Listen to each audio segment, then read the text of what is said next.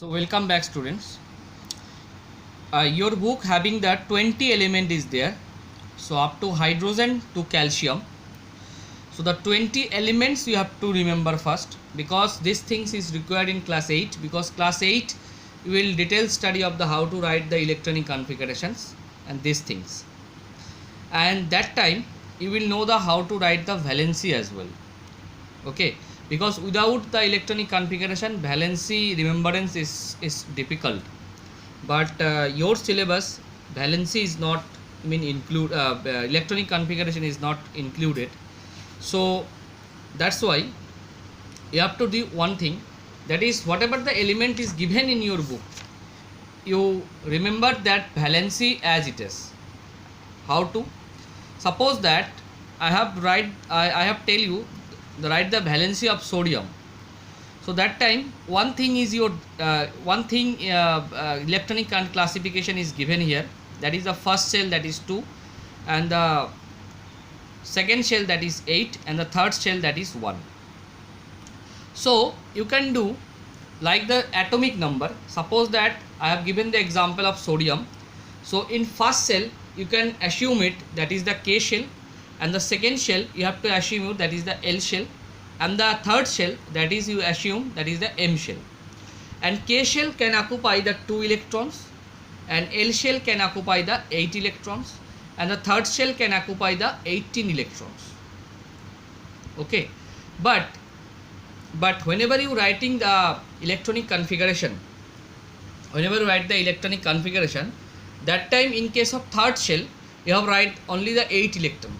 If it is exceed the, if it is the instead it is the capacity of the 18 electron, but you write the 8 electron, because 8 electron is stable electronic for the noble gas.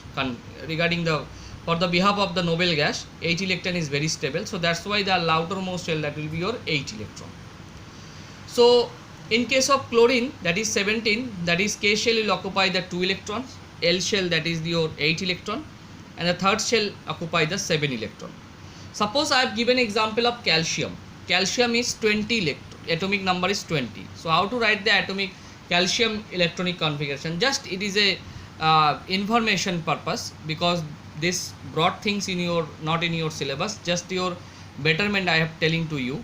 Suppose that I have given the atomic number calcium 20.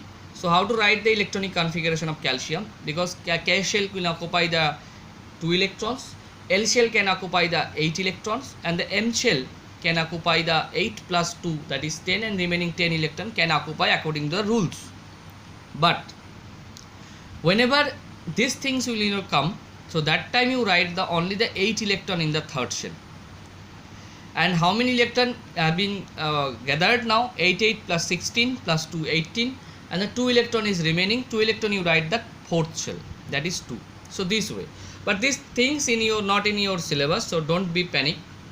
So you only learn the valency of sodium and the chlorine. I think these things it is much more for you, because sodium the valency, that is 1, and the chlorine valency is 1 again.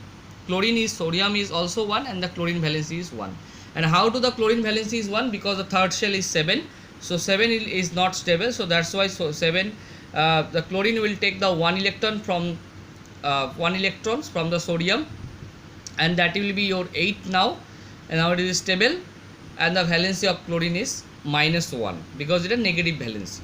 But in case of formula writing, that time you take the only the magnitude, not the exact charge on it, means the, it is a means minus or plus, something like that. You don't write, you write only the numerical ones.